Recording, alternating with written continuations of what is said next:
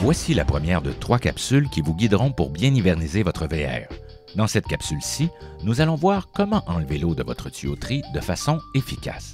Certaines étapes sont plus faciles à accomplir avec un ou une assistante. Vous aurez besoin d'un régulateur de pression d'eau, d'une soupape d'évacuation d'eau, d'un compresseur à air ou d'un accès à une station-service, d'une tige d'anode ou d'un bouchon neuf et de ruban Teflon.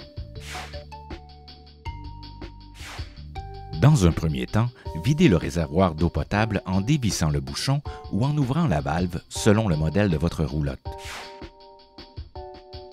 Pour protéger la plomberie de votre VR lors des prochaines étapes, branchez un régulateur de pression d'eau à l'orifice d'entrée d'eau. Vous limiterez ainsi la pression d'air à 45 PSI.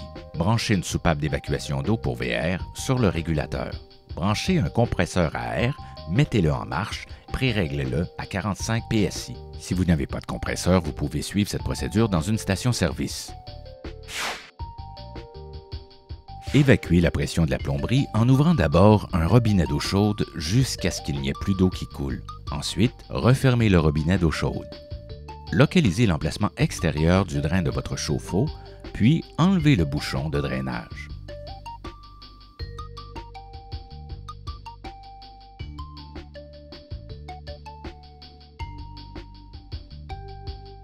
Pour accélérer le drainage du chauffe-eau, vous pouvez pousser de l'air dans l'orifice à l'aide de votre compresseur.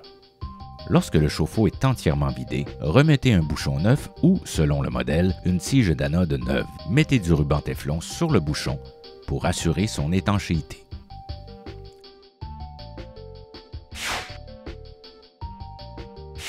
Demandez à votre assistant d'ouvrir un robinet à l'intérieur de la roulotte. Branchez votre compresseur à la soupape d'évacuation d'eau. Retirez-le lorsque votre assistant constate qu'il n'y a plus qu'une fine bruine qui sort du robinet. Répétez cette procédure pour chaque robinet d'eau chaude et d'eau froide.